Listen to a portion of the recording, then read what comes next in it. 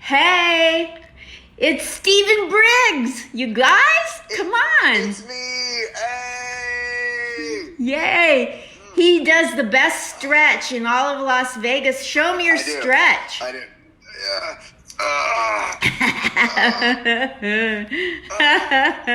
It's my stretch right there. That's it. You don't even wait till the 7th inning for it. I don't even wait. I just bring it right on. That's it. Have you seen this dog that I got? Bean, come here. No. Come here. Bean, come here. Can you bring me that dog? We love dogs. Dogs. This dog doesn't listen to me. Bean, come here. Oh, finally he wants to come right when I'm like, I asked someone else to pick him up. Come here. Yes. Oh my. Look at this little guy. How adorable. What's the dog's name? Bean. Bean. Hi, Bean. Yeah. Hi, Bean. He's getting more auditions than I am right now in quarantine. Is that like true? I had to like send in a self-submit tape for him, for an audition for him. How adorable. How old is your dog?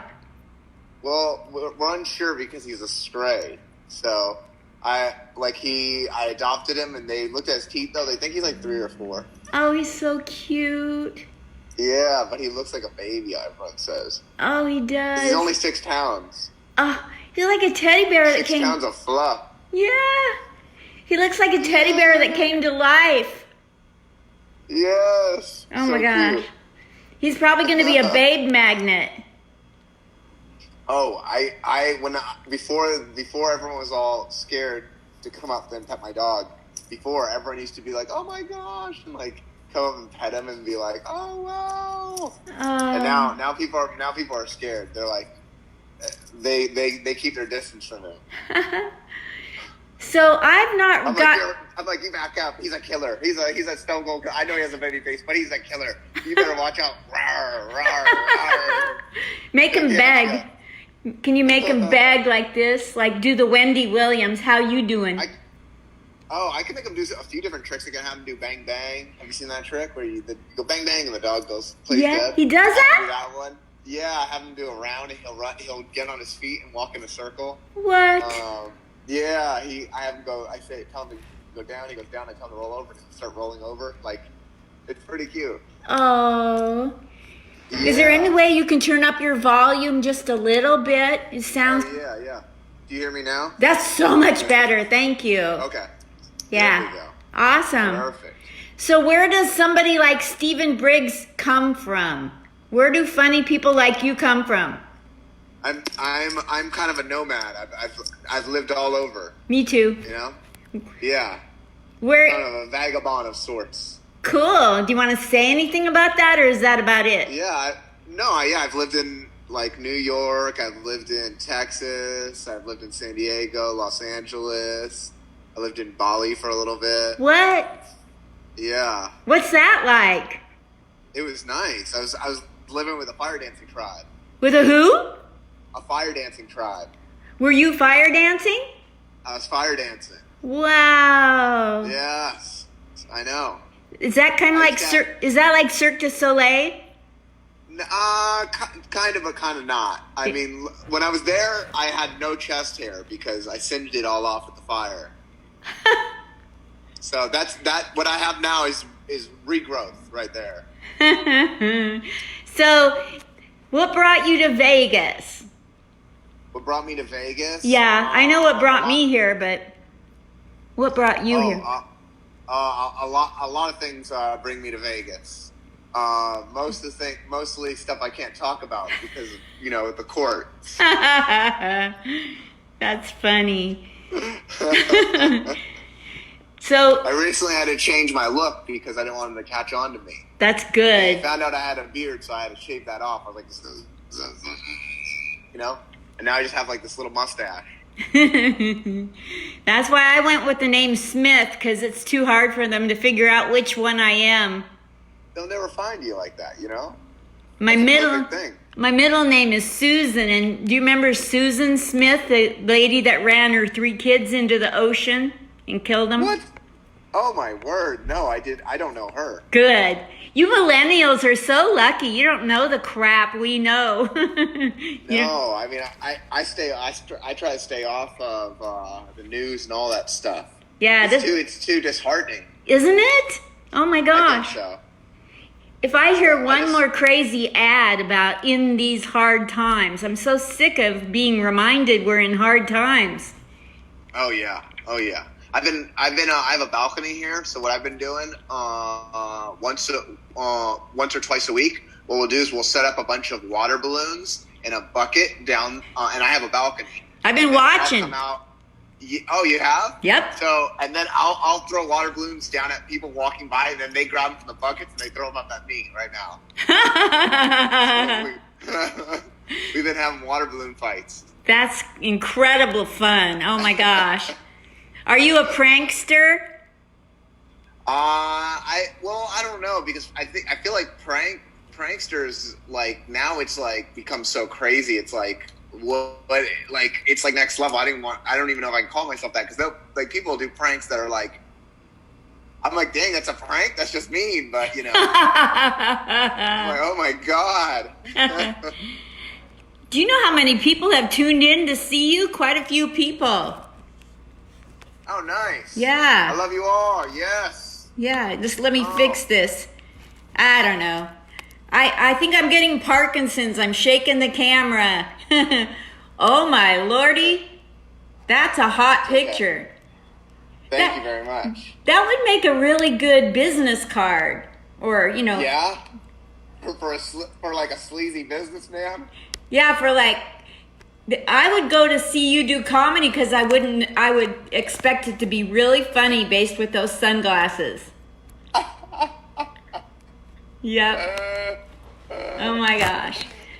So, what have you learned through this whole thing about people? Are people, in your opinion, have you seen a lot of people be a lot more full of love and compassion for each other, or are you seeing people be crazy?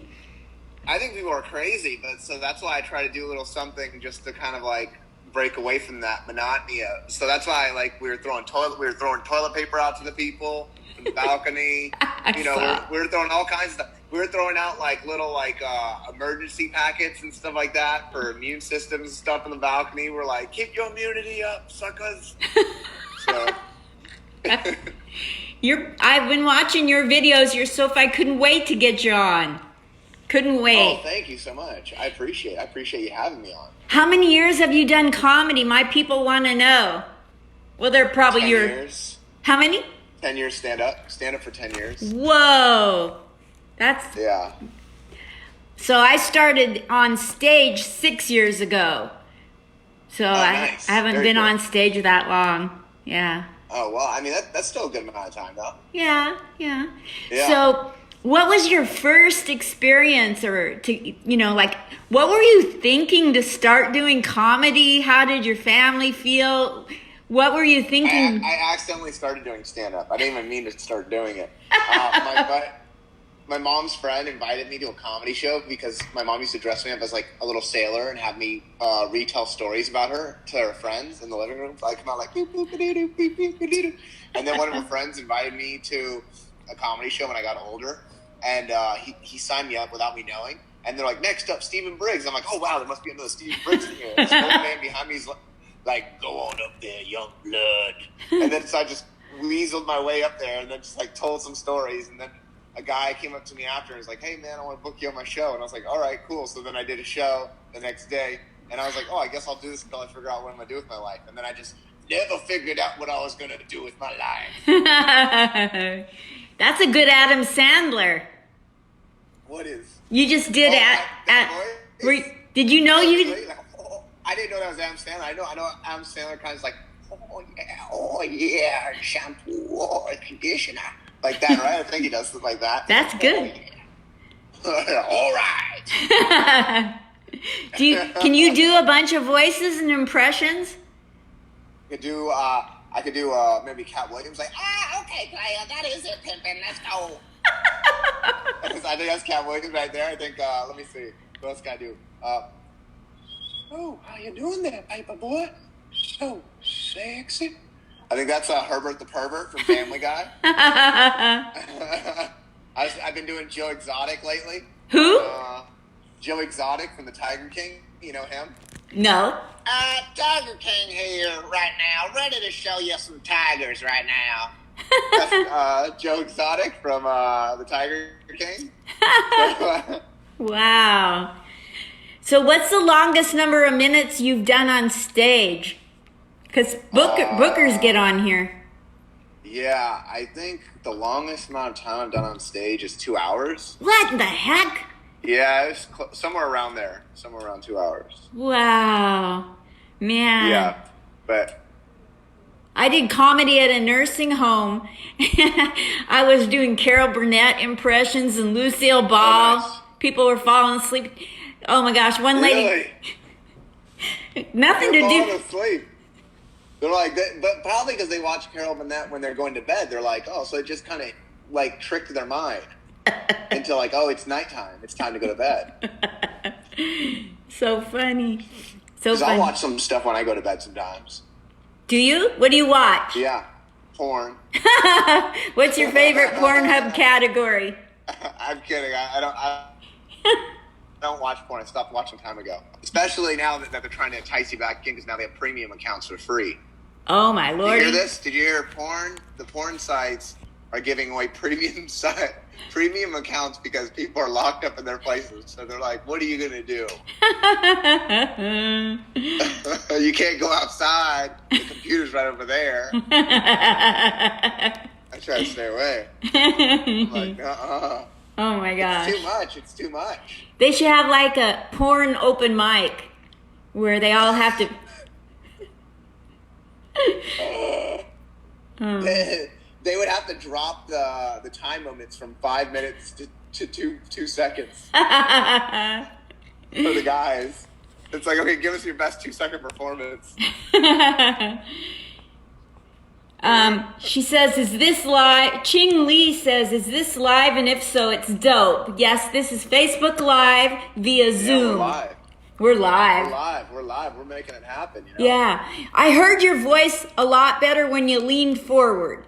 Oh, like this? Yeah, that was good. Okay. Yeah. Maybe I bring this closer to me. There we go. Yeah. So do you live by yourself, yeah? I do. I live at the Veterans Village. I'm a veteran. Oh, nice. Get Yeah. it in. I love that. I go overseas every year and perform for the troops overseas. You do? Thank Yeah. you. God bless you. Yeah, it's great. It's like my favorite time of the year to do it. Actually, I was supposed to go in March, but it got canceled. So I think we're trying to move it to like another month. Oh, I'm not that's sure so... exactly when, but yeah. Thank you for doing that. Oh yeah, I love it. It's like one of my favorite things of the year that I look forward to. I do it So- here stateside. Like I go into the VA hospitals and I try to hold them hostage. I'm not leaving until you let me have a room weekly. Oh yeah, I've done a few hospitals and they give you those little milks. It reminds me back, like I'm back in middle school. Like they got chocolate milk. I'm like, whoa, what's going on here? What's the funniest thing that has ever happened to you when you've been on stage? The funniest thing that's ever happened to me when I've been on stage. I don't know about funny things. I've had weird things happen to me. Okay. One time an audience member gave me acid and I didn't know. They like asked me if I wanted a mint before the show, and then I took the mint, and then I went on stage, and then like 30 minutes, like maybe 30 minutes into my act, I was like, what the hell is going on? And then I got off stage and I was like, whoa. And that audience member was like, how you feel? And I'm like, I don't know, I feel weird. It's like, that mint I gave you had acid. And I was like, ah! Oh and then I my had to do God. the second show fully on acid. Oh my gosh. Oh Yeah, my- that was crazy. I did the roasted John Wayne Bobbitt, and I dressed up as his penis. And I went up there and roasted him as his penis. Oh my gosh. That was fun. And yeah, so there's a video of that online too. I want to find that. Roast of John Wayne. Yeah, last time I was in Vegas too, I got crowd surfed. That was fun. People lifted me up, and I did like my act getting crowd surfed. No way. I thought that would be Yeah. so fun to do that. You got to do It it. was so much fun. Yeah. Oh my gosh. What club was that at?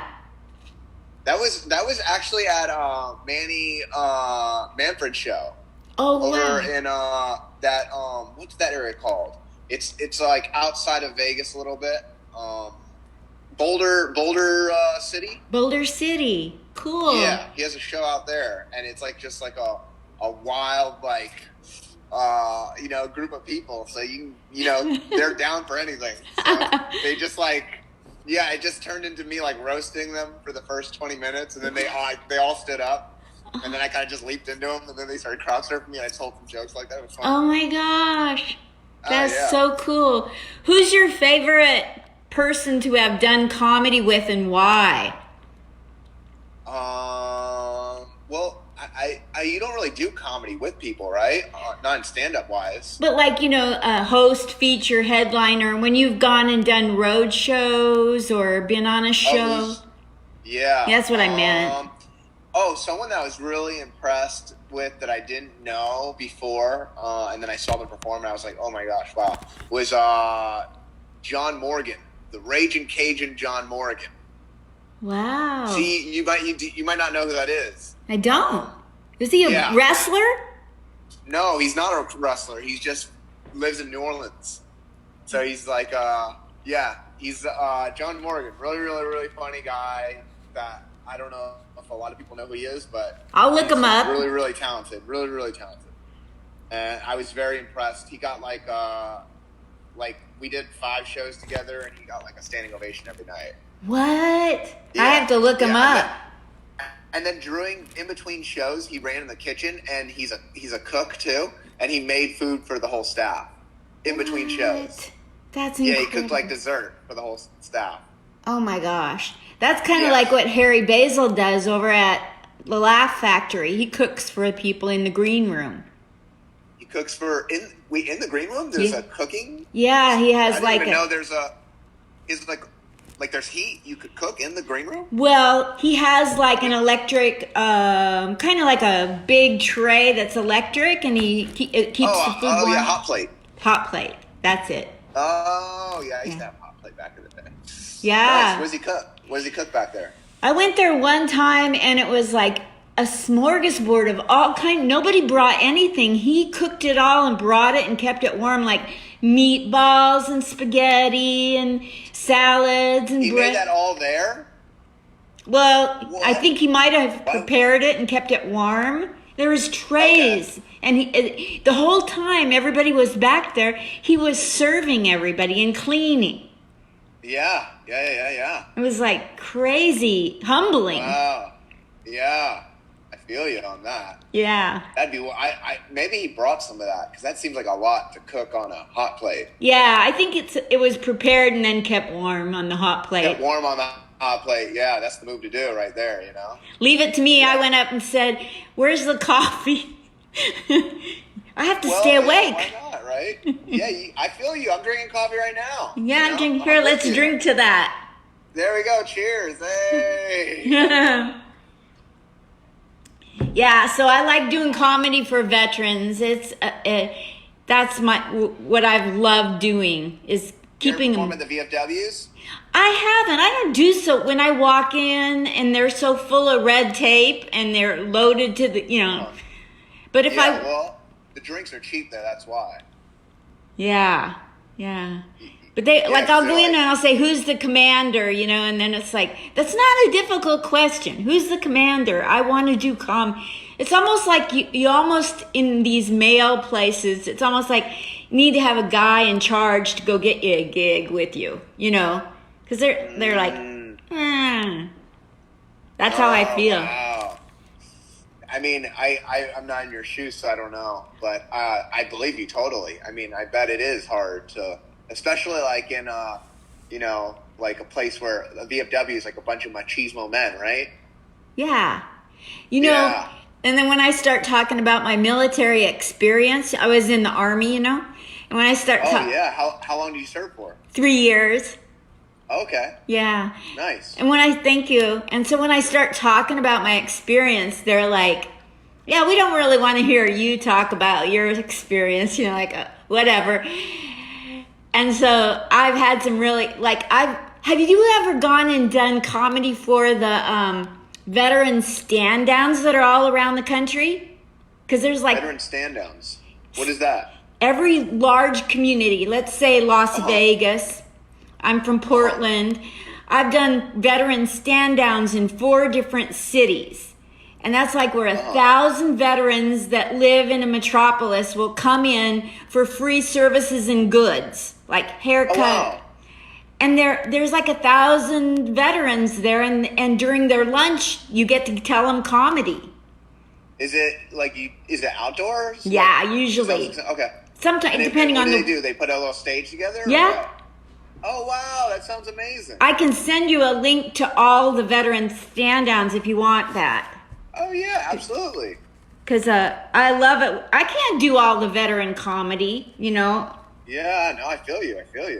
It's a lot of veteran comedy. Yeah, it's really fun, you know, because they're hungry for jokes. And a lot of times there's active duty and officers and wives and family. It's really great. Oh, wow. That's so cool. Yeah. Yeah, they're always really appreciative. Like, I've noticed that. Like, whenever I go, like, and do, like, a show for, like, the military, they always, like, are very, like, thank you for, you know, it was, like, as like, compared to, like, a comedy club show where they're just, like, walk out, like, stumbling out, like, yeah. You know? And you're like, okay. I know it. I love comedy with a purpose, you know, when I can make a veteran forget the crap that they did so we can speak English, it's very rewarding to me, you know. Yeah. It's kind of selfish. Yeah. No, I mean, it's a give and take, right? Like, you enjoy making, you know, veterans, as you are a veteran, you enjoy making, you know, your people, like, you know, have a good time. Yeah. So what's wrong with that? That's a good thing. This one guy, he had no kneecap. He was in a wheelchair with a hole in his leg at the Portland VA in Oregon. And I was there, and I said, hey, do you want to hear a joke? And he goes, yes. He goes, I've been here 6 months waiting for a knee replacement. They took out my knee, and they don't have another knee for me. And so I told him some jokes, and he started crying. He said the last time anybody told him jokes was Robin Williams in Vietnam, or I don't know, somewhere like that. And he goes, do you know what it does to us veterans when you tell us jokes? And he went into how it made him forget PTSD and depression, and I was crying, you know. Oh, wow. Yeah. We could talk all day about this. Did you give him your number? No, very seldom do Why I give him. not? I'm a flirt, but I'm a shy flirt. So, you know, back in the Start day, throwing that number out. when I find the right one, I will. Oh, wow. Now, are you on any of the dating apps or anything like that? Or, Well, I have a joke about that, you know, I was on Tinder, but all I was getting was German young boys, and I think they should call it Kinder. Well, I think you should take some of those German young boys up on their offers. I know. I get offers from young guys. I can't do it. I can't. Why not? What's the cap? What's the cutoff on age? Like maybe 3-4 years younger than me, so like 65. Really? So you won't date like a man in his 40s? No. What? Why not? I'll tell you why. Okay. My dad was a hound dog, and when I was growing up, he was dating girls younger than me. Yeah, well, I mean, there's a lot of men like that. Hugh Hefner. Yeah. Yeah. So that's R. just Kelly. I'm sure it would be a lot more satisfying than men my age, but I just can't do it. Really? So, but that limits your dating pool so much. You said 3 or 4 years younger than you at the most. I know. Wow. Well, it just seemed like I guess you can say I have a hang up. What happens if it was like just like a super sexy 50-year-old? Yeah. Yeah, if he was that. super cool and He's not super cool. Yeah. He's got a good job. He's made his money. He's retired. You know, and he wants to treat you like the queen you are. Yeah, then I would. Okay, you see, you got to open it up a little bit, the horizons, you know? Yeah, it's the Adam Sandler. Can you say that to me with the Adam Sandler voice? Say what? Talk me into a 50-year-old with the Adam Sandler voice. Oh, okay. Okay, so now what you got to do is you got to date yourself a 50-year-old, okay? Because that guy doesn't have to worry about buying shampoo and conditioner because he's already lost all his hair. I'll do it. Okay, you talked me into it. So now, you're not on any dating sites now? No. And then when anybody... So when anybody like sends me a little message on Facebook, you know, like I'll go, I don't know this person, but yeah, you can be my friend. And then they'll go, how are you doing? And I'm like, I'm really shy. Can you talk to me publicly? And then as I get to know you, I'll talk to you. It's like, I can't go from 0 to 160. Like, you know, I'm a baby boomer. You know, we did things slowly, like, you know, slow. Yeah. You're like, I can't go from 0, but I will date 160-year-olds. Yeah.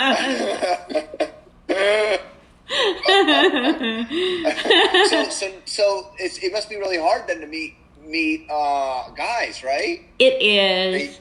You know, like I'm 69 years old, Steven. What are the odds that all of a sudden Mr. Right's going to waltz into my life and I'm going to get that house with the picket fence? What are the odds? So I think it can happen for you. Oh, that would be cool. I think you have a good chance, especially with these young German boys. You know who I'd like to marry is a guy that loves NASCAR and would want to go around the country to every NASCAR race. I'm sure there's a bunch of guys like that. That would be cool. Why don't you jump back on some of the dating sites and be like, I'm looking for a guy who's into NASCAR. That would be cool. That would be cool. And he's not a German boy. You're like, no German boys. No lederhosen. Yeah, exactly. You know, I don't want any yodeling in the bedroom. That's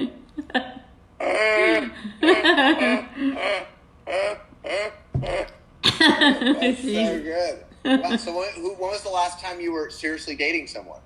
Let's see here. I dated a guy. This is a cool story. I dated a guy who is the brother to my sister's husband. He's the brother to your sister's husband. Oh, whoa, that's weird. It almost sounds like incest. Well, I mean, I guess it's not weird, but so you met him after your sister was already married to...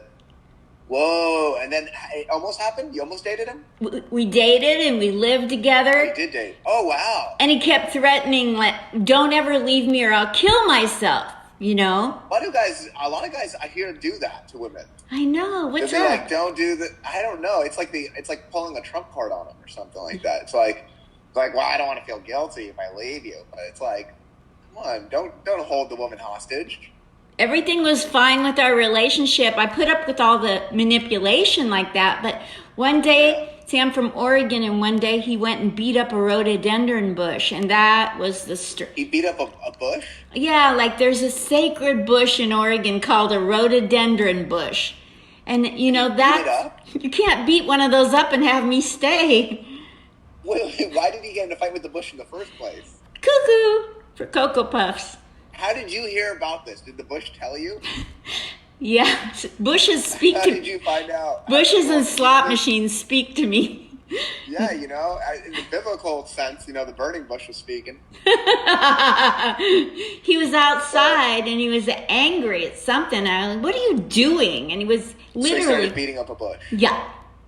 And that was it. And then you saw that and you were like, I gotta leave you. You attacked that bush. Yeah. Really? Yeah. Whoa. I ghosted him.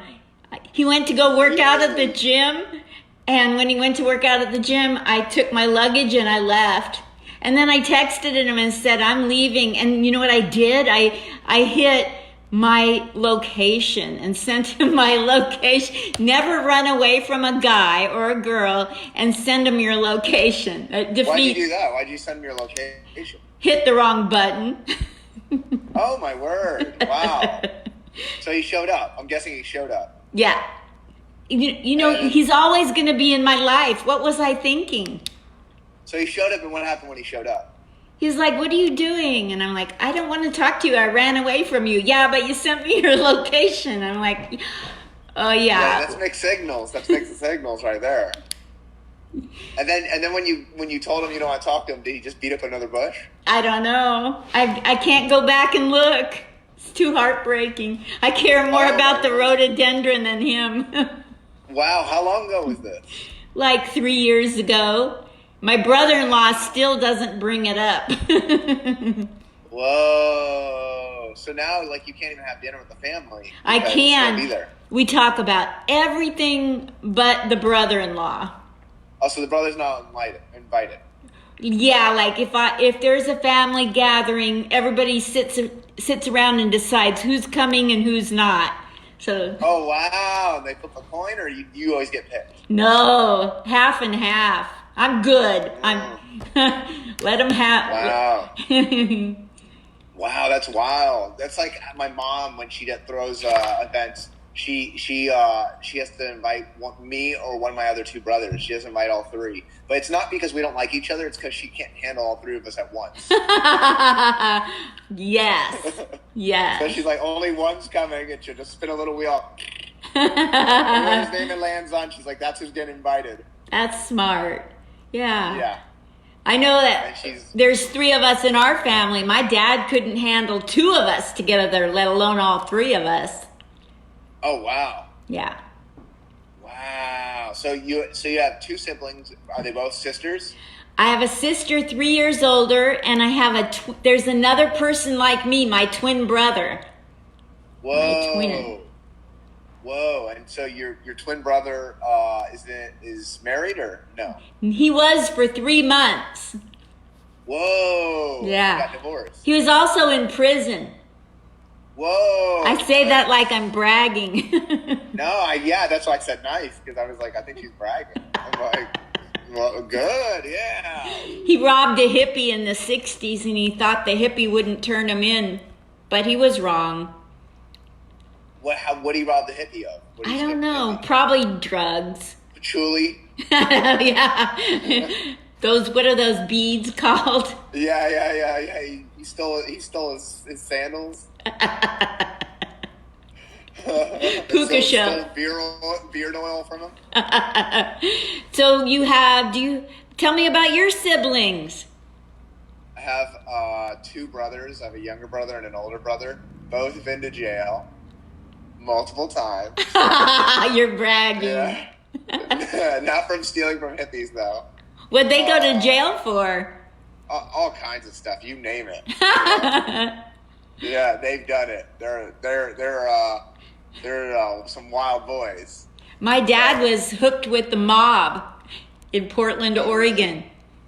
Oh wow. Yeah. Why are you going to be in the mob? Go to New York. Why are you going to play around in Portland, Oregon?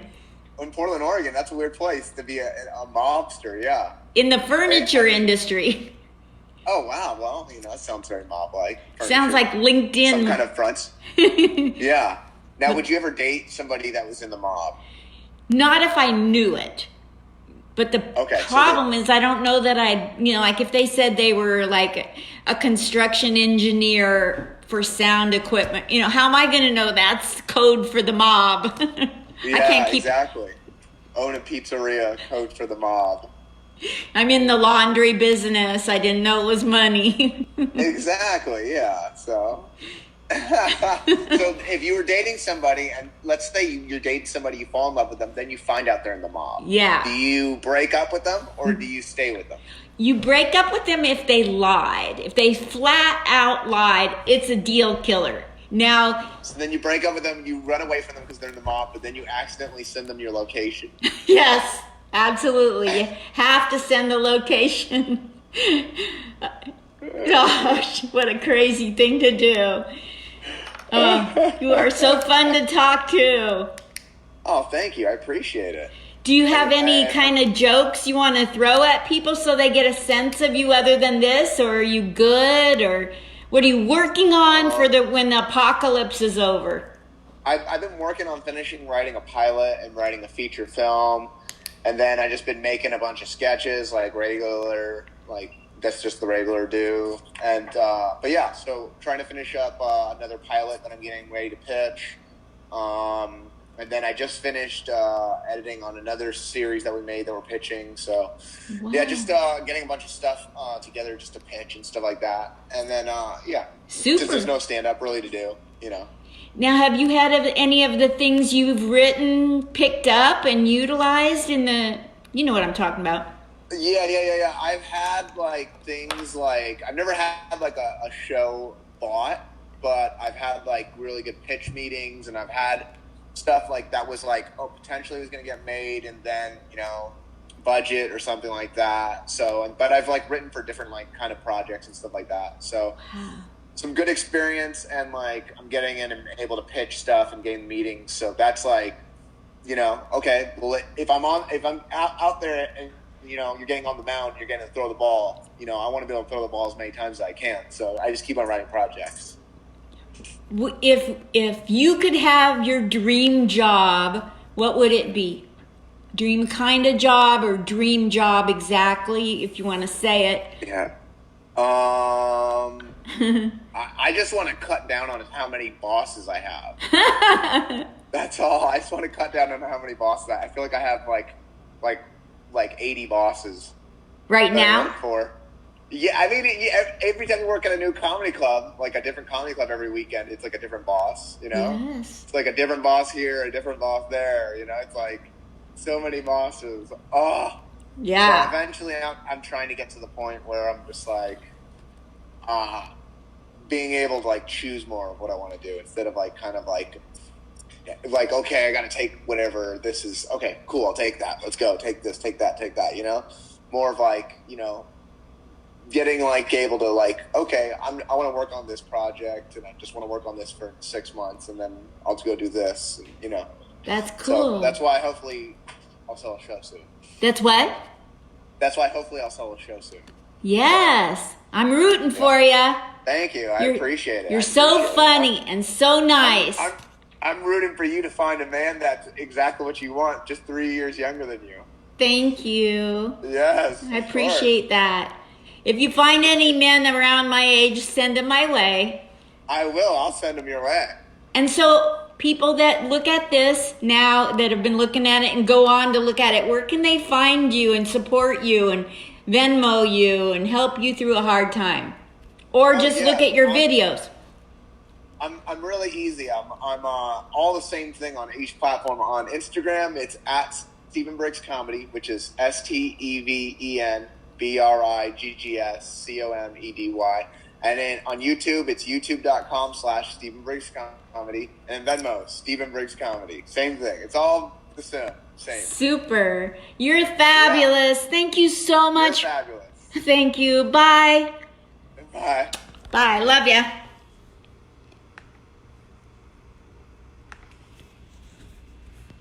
That was super. He's the greatest guy ever. Isn't he fun? Oh my gosh. He turns it into where he's interviewing me. What the heck? Thank you guys. At 6 o'clock tonight, I'm going to interview Esteban hashtag Romero. And we got 17 more the rest of this week through next Wednesday. So tune in. Love y'all. Stay positive. Okay, bye.